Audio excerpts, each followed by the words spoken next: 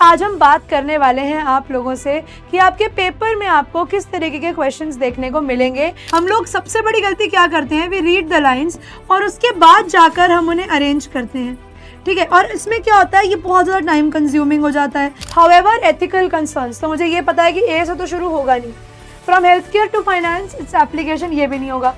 Artificial intelligence is transforming many industries, मुझे clearly दिख रहा है स्टेटमेंट शुरू हो रही है इस बार सी से। Parajumbles are far easier than doing sentence rearrangement.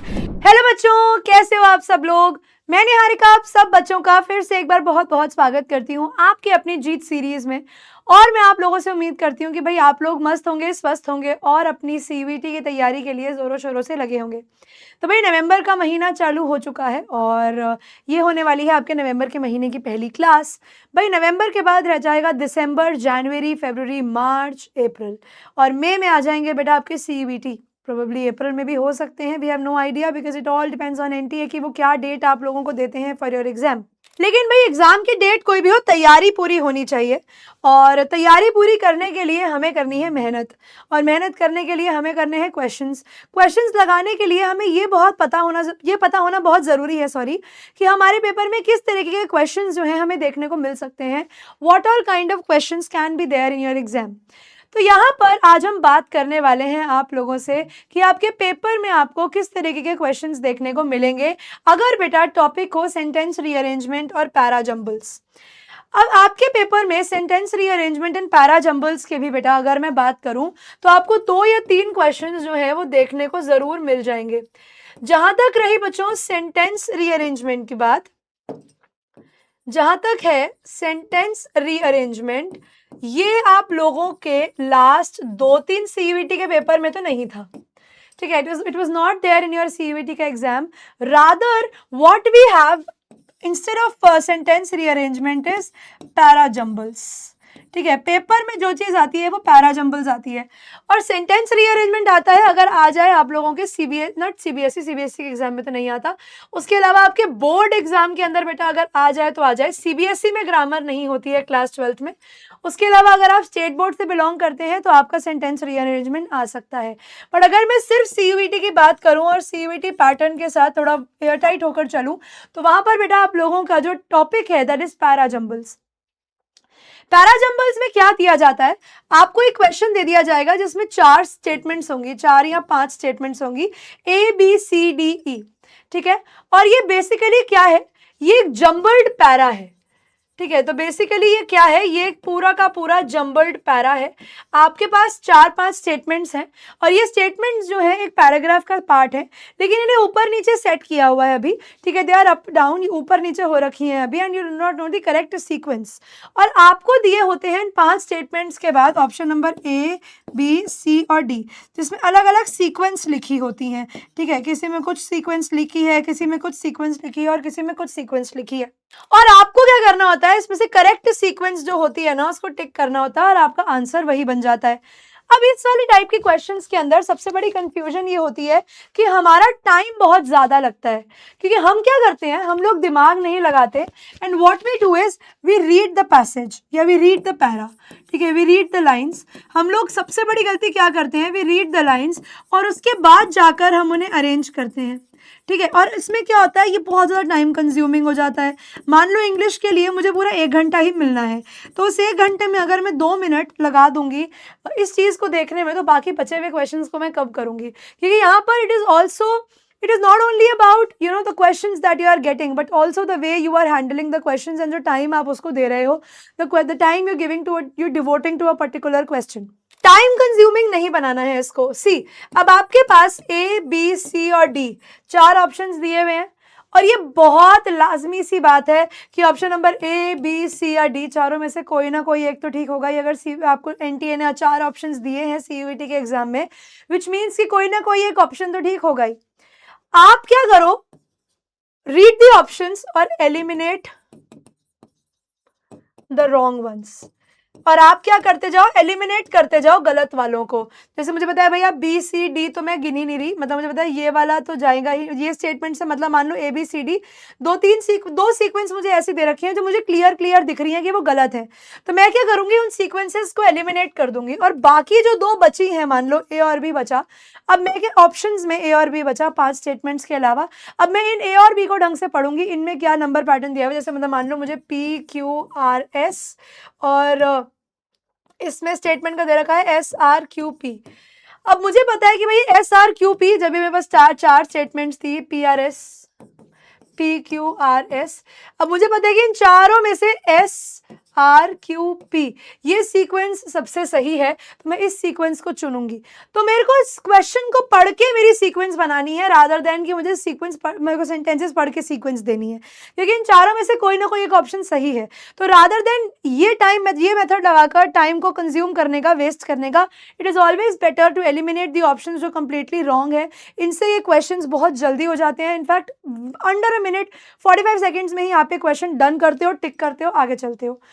एक और चीज का ध्यान रखना बेटा, जैसे आपका एक सेंटेंस पैटर्न होता है सब्जेक्ट वर्ब ऑब्जेक्ट, ये होता है सेंटेंस का पैटर्न, ठीक है। लेकिन जब आप याद रखना, जब आप पैरा का वो देखते हो, तो आपको याद रखना है सब्जेक्ट तो स्टार्टिंग में होगा ही, और उसकी एक एंडिंग भी होगी, और एंडिंग वाली स्टेटमेंट के अंदर आपको ये देयरफॉर, हाउएवर, ऐसे वर्ड्स, यानी मतलब हेंस, ऐसे वर्ड्स भी देखने को कहीं ना कहीं मिल सकते हैं। तो ये भी आपके लिए एक हिंट हो जाएगी कि मुझे कौन सी स्टेटमेंट को लास्ट में लगाना है। जैसे मान लीजिए आपको दो ऑप्शंस में आप कंफ्यूज हो गए, आप एक स्टेटमेंट में अटक रहे हैं कि यार ये इधर, ये मतलब यहाँ पे, मतलब ये एस आर क्यू पी होगा या एस आर पी क्यू होगा, आप बड़े कंफ्यूज हैं इन दोनों स्टेटमेंट्स की जगह पर। तो उस केस के अंदर आप इसको भी देख सकते हैं कि अगर एक सेंटेंस का स्ट्रक्चर बनाया जाए तो कौन सा ऑप्शन लास्ट होता है, उसके अकॉर्डिंग भी आप इसको चूज कर सकते हैं। अब आप कहेंगे मैम आपने समझा तो दिया, अगर आप हमें एग्जाम्पल के थ्रू बताएंगी तो। जैसे देखिए यहाँ पर मैं आपको ऑप्शंस नहीं दे रही, ठीक है, I am not giving you correct options, मैं यहाँ पर आप लोगों को बोल रही हूँ कि आप इन्हें रीअरेंज कीजिए, ठीक है। What I am saying is कि आप इन्हें रीअरेंज कीजिए, राइट, क्योंकि इन्हें रीअरेंज करने से क्या होगा, यहाँ पर आपको जब आप इन्हें खुद से रीअरेंज करेंगे तो आपको समझ में आएगा कि इसके क्या सीक्वेंस है, क्योंकि पहला काम आपको ये समझना है कि आप सीक्वेंस बनाएंगे कैसे। जैसे यहाँ पर मैं कह रही हूँ, it is often called the lungs of the earth. अब the Amazon rainforest produces about 20% of the world oxygen। अब देखो यहाँ पर मेरे पास नाउन दे रखा है, और यहाँ पर मुझे क्या दे रखा है, प्रोनाउन दे रखा है। और अक्सर आपको पता होगा कि हम सेंटेंस की स्टार्टिंग किससे करते हैं, नाउन से करते हैं। तो मैं एक अंदाजा लगाकर चल रही हूँ यहाँ पर कि मेरा सेंटेंस बी से स्टार्ट होगा। The Amazon rainforest produces about 20% of the world's oxygen, ठीक है। लेकिन अब देखो, अब इसके अंदर ओके, और इसी के साथ it is often called the lungs of the earth, तो मैं ए के साथ जा सकती हूँ, तो मेरी सीक्वेंस आ रही है बी ए, ठीक है। However deforestation has led to a reduction in its size। अब दो स्टेटमेंट्स पॉजिटिव दी, अब however बेटा कॉन्ट्रडिक्शन दिखाने के लिए यूज होता है। तो मेरे को क्या लग रहा है, मुझे क्लियरली दिख रहा है कि मैं इस स्टेटमेंट को अगला बना सकती हूँ, यानी डी, और लास्ट में आ जाएगा सी, क्योंकि डिफॉरेस्टेशन, तो दिस डिफॉरेस्टेशन के लिए यूज किया गया, देखो नाउन और फिर उसका प्रोनाउन या एडजेक्टिव। तो आपको इस तरीके से पहचानना होगा कि आपकी सेंटेंस की करेक्ट सीक्वेंसिंग क्या है। नाउ यू कैन सी कि हमने अंडर अ मिनट इस सीक्वेंस को सेट करके दे दिया, और सीक्वेंस है बी ए डी सी, यानी the Amazon rainforest produces about 20% of the world oxygen। It is often called the lungs of the earth।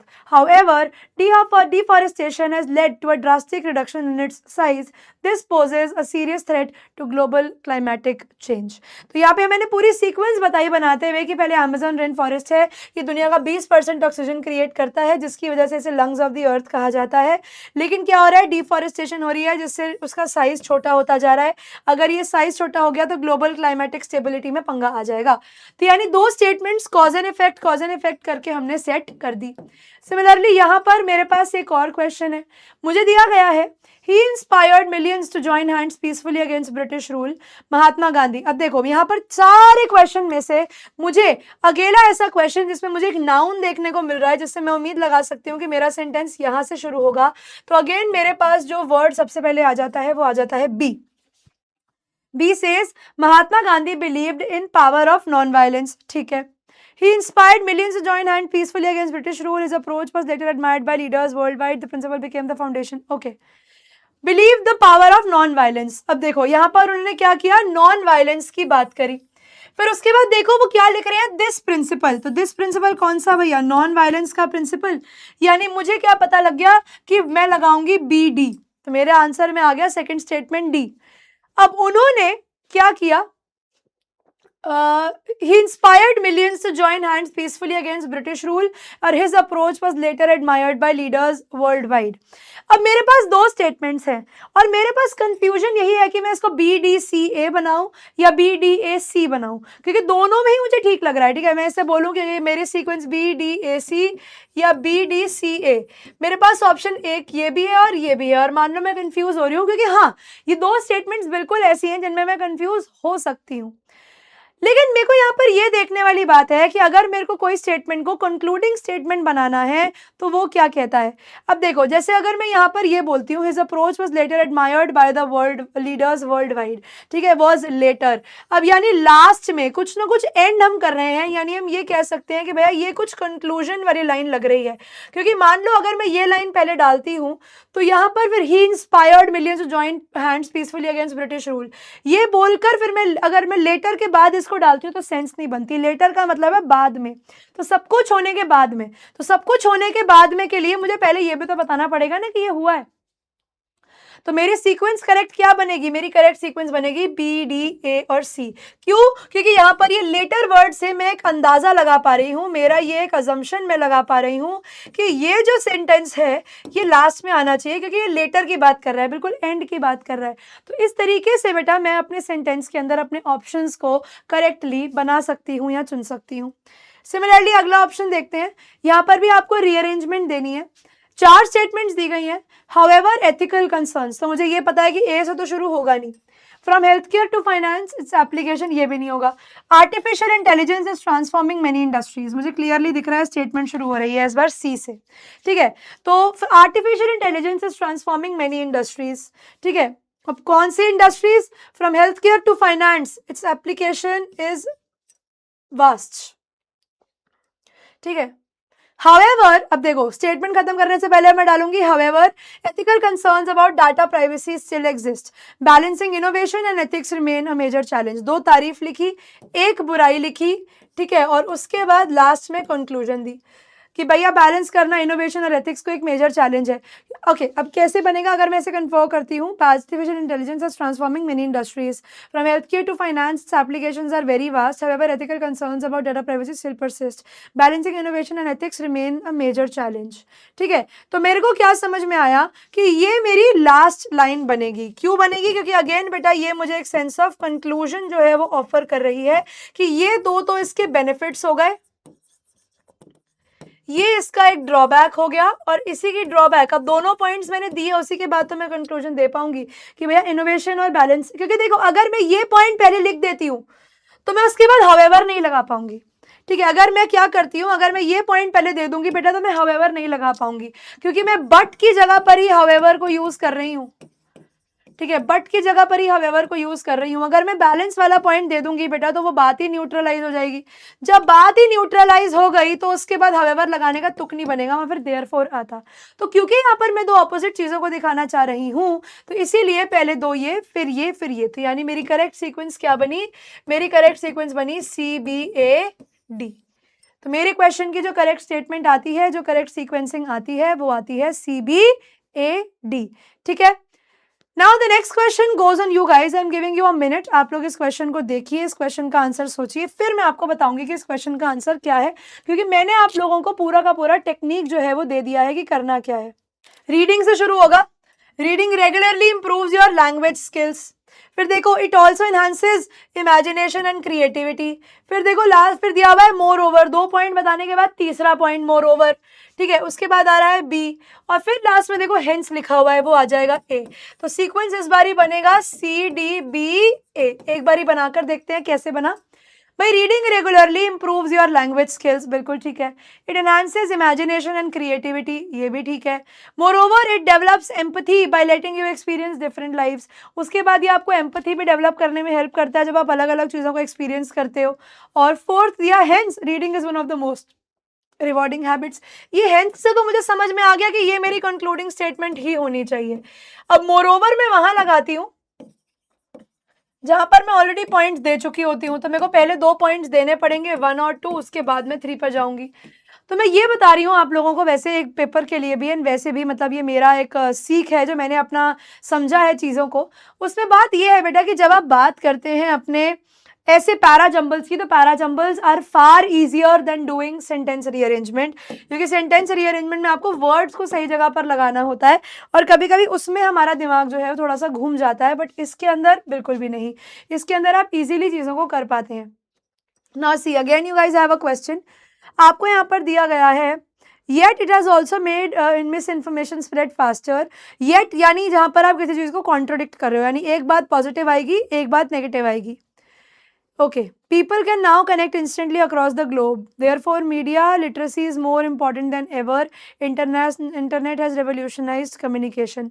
तो देखो सबसे पहला पॉइंट क्या आएगा भैया, इंटरनेट ने कम्युनिकेशन को रेवोल्यूशनाइज किया है, ठीक है। तो ये हो गई मेरी स्टेटमेंट नंबर 1, यानी पहली स्टेटमेंट हो गई मेरी स्टेटमेंट नंबर डी। फिर मेरे को देखने को मिल रहा है पीपल अब कनेक्ट कर सकते हैं इंस्टेंटली अक्रॉस ग्लोब, क्योंकि जो बात मैंने बोली उसको मुझे प्रूव भी तो करना पड़ेगा। Yet it has made information spread faster, लेकिन इसकी वजह से बहुत सारी मिस इन्फॉर्मेशन आगे भी पास होती है। तो therefore, तो फाइनली ये मीडिया लिटरेसी जो है वो और ज़्यादा इंपॉर्टेंट है than it was ever before. तो इस बार जो सीक्वेंस बनी वो है DBAC। अगला क्वेश्चन देखेंगे, अगेन आपको रीअरेंज करना है। If ignored, it could lead to irreversible damage. Scientists warn that urgent action is required. Melting glaciers and rising sea levels are its major factors. Okay, climatic change is one of the biggest threat to the facing humanity. तो मुझे clearly पता लग रहा है कि बात हो रही है क्लाइमेटिक चेंज की, तो यानी इस बार भी स्टेटमेंट स्टार्ट हो रही है ऑप्शन नंबर डी से। Climatic change is one of the biggest threats facing humanity. Melting glaciers and sea levels are its major effects. Okay, अब आप ये बताओगे फिर ग्लेशियर्स मेल्ट हो रहे हैं, क्योंकि आप बेटा स्टेटमेंट दोगे तो ही तो बेटा आप उसका इफेक्ट और कॉज बता पाओगे, तो आपको कॉज इफेक्ट भी तो देखना पड़ेगा। तो DCBA सीधा उल्टा ही चलेगा ये, ठीक है। Scientist warn that urgent action is required, if ignored it could lead to reversible damage, खत्म। Climatic change is one of the biggest threats facing humanity. Statement number 1. Melting glaciers and rising sea levels are its major effects. ठीक है। If ignored, it could lead to irreversible damage. Scientists warn that urgent action is required. नहीं, बिल्कुल ठीक है। Scientist, अब देखो यहाँ पर मेरे को कंफ्यूजन हुई 1 मिनट के लिए कि क्या मैं बी और ए को चेंज कर सकती हूँ, पर मुझे ये रियलाइज हुआ कि पहले मुझे इफ क्लॉज देना पड़ेगा। इफ क्लॉज को मैं लास्ट में नहीं दे सकती, तो डैमेज होगी, इसीलिए भैया अर्जेंट एक्शन रिक्वायर्ड है। तो हम जाएंगे DCBA के साथ, और ये इसकी करेक्ट सीक्वेंस है। एक और सवाल देखते हैं, यहाँ पे देखते हैं सवाल क्या दिया हुआ है। Okay, however, it had also lacks the personal touch of a classroom. Online education has gained immense popularity recently. Finding the right balance between technology and interaction is essential. It offers flexibility and access to learners. तो मुझे clearly पता लग रहा है कि यहाँ से आएगा ऑप्शन नंबर 1 कि भैया ऑनलाइन एजुकेशन को बहुत पॉपुलैरिटी मिली है, ठीक है। इट ऑफर्स, अब देंगे पॉइंट नंबर 2 कि इससे बहुत ज़्यादा फ्लेक्सिबिलिटी आती है लर्नर्स के अंदर।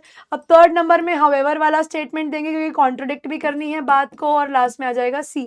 तो क्या बनेगा हमारा, online education has gained immense popularity recently, it offers flexibility and access to learners, however it also lacks the personal touch of a classroom. So finding the right balance between technology and interaction is essential. तो मेरा पास sequence बनी BDAC। Now see, अब आप कितनी fast ये sequencing कर पाते हो इफ़ यू नो कि आपको कौन से वर्ड्स को कहाँ पर रखना है और स्टेटमेंट को किस तरीके से बनाना है। तो यहाँ पर I am leaving this one question on you. अभी वापस से आपको मैं कुछ समय दे रही हूँ इस क्वेश्चन को पढ़ने का। सेंटेंस दिया गया है, yoga originated in ancient India, it combines physical postures, breathing and meditation. United Nations even celebrate international yoga day, today it is practice millions around the world. इसमें तो मुझे कुछ करने की जरूरत ही नहीं है। योगा एंशिएंट इंडिया से आया है, ये फिजिकल पोस्चर्स, ब्रीदिंग और मेडिटेशन को कंबाइन करता है। Today it is practice by millions around the world, United Nations even celebrate international yoga day, ठीक है। ए भी तो एज इट इज जा रहा है, इतना तो मुझे क्लियर है कि ए नंबर 1 है, बी नंबर 2 है। ये वाली स्टेटमेंट तो क्लियर है क्योंकि पहले में नाउन है, दूसरे में प्रोनाउन है। United Nations even celebrates International Yoga Day. It is practiced by millions around the world. Again same, देखो यहाँ पर यूनाइटेड नेशंस का पॉइंट आपको दिया गया है, ठीक है। यूनाइटेड नेशंस एक ऑर्गेनाइजेशन है, तो आपने क्या करा, इंडिया की बात करी, यूएन की बात करी और फिर वर्ल्ड की बात करी। तो आप जो बाहर जा रहे हो दुनिया में, एक एक करके तो जाओगे, पहले कंट्री, फिर ऑर्गेनाइजेशन और उसके बाद वर्ल्ड। तो मेरे हिसाब से फिर ABCD की बेटा जो सीक्वेंस आएगी वो आपके सेंटेंस की करेक्ट सीक्वेंस आएगी। थोड़ा आप दिमाग लगाएंगे तो जहाँ पर आपको कन्फ्यूजन हो भी रही होगी वो आपको नहीं होगी, ठीक है। ये है बेटा आप लोगों का आज की क्लास का लास्ट क्वेश्चन। देखते हैं क्या है। His leadership held in apartheid, नहीं, बात हो रही है नेल्सन मंडेला की, क्लियरली पता लग रहा है। तो मेरे से को लग रहा है बी के साथ हम शुरू करेंगे। Nelson Mandela spent 27 years in prison, ठीक है, okay. His leadership held an apartheid in South Africa. He remains a global symbol of courage and reconciliation. ये सबसे लास्ट में जाएगा, ओके। देखो उन्होंने 27 साल काटे प्रिजन में, फिर भी जब वो बाहर आए तो वो मैसेज के साथ आए पीस और फॉरगिवनेस के। तो बी के बाद डी लगाऊंगे क्योंकि उन्होंने 27 साल प्रिजन में काटे फिर भी फॉरगिव किया। फिर आएगा he remains a global symbol, okay. उसके बाद उन्होंने अपार्थीड में क्या किया, BDA। तो आ जाएगा his leadership held the apartheid to end apartheid in South Africa, और लास्ट में आएगा he remains a global symbol of courage and reconciliation throughout the world. इसके बाद बेटा कुछ और क्वेश्चंस हैं आप लोगों के लिए जिनको आप होमवर्क के फॉर्म में कर सकते हैं। And again I am repeating my point, अगर बेटा आप लोगों को हमारे साथ जुड़ना है तो आप लोग टेलीग्राम डाउनलोड करके बेटा यहाँ पर ज्वाइन कर सकते हैं हमारा चैनल, ठीक है। आपका टेलीग्राम चैनल है, आप इस टेलीग्राम चैनल को ज्वाइन कर सकते हैं। और कोई भी चीज़ बेटा, अगर आपके नोट्स हैं, आपकी फ्री स्टडी मटेरियल है, लेटेस्ट एडमिशन अपडेट्स हैं, तो ये सब का सब आप लोगों को PW के CVT वाला चैनल टेलीग्राम चैनल पर मिल जाएगा। ये है आपका QR कोड, आप इसको स्कैन करेंगे डायरेक्टली आपको टेलीग्राम के इंटरफेस पर लेकर जाएगा, जहां पर आप इसे ज्वाइन कर सकते हैं और हमारे साथ अपनी तैयारी को और अच्छा कर सकते हैं। कुछ और क्वेश्चंस मैंने आप लोगों की प्रैक्टिस के लिए रखे हैं जिनको आप मुझे करके देंगे और कॉमेंट सेक्शन में बताएंगे कि उनके आंसर्स क्या हैं। इसी के साथ आप लोगों का आज का ये सेशन यहीं पर खत्म हो जाता है। Thank you so much everyone for being a part of today's class. मैं निहारिका मिलूंगी आप बच्चों को आपके अगले सेशन में। तब तक के लिए बच्चों पढ़ते रहिए, आगे बढ़ते रहिए। Goodbye everyone, take care.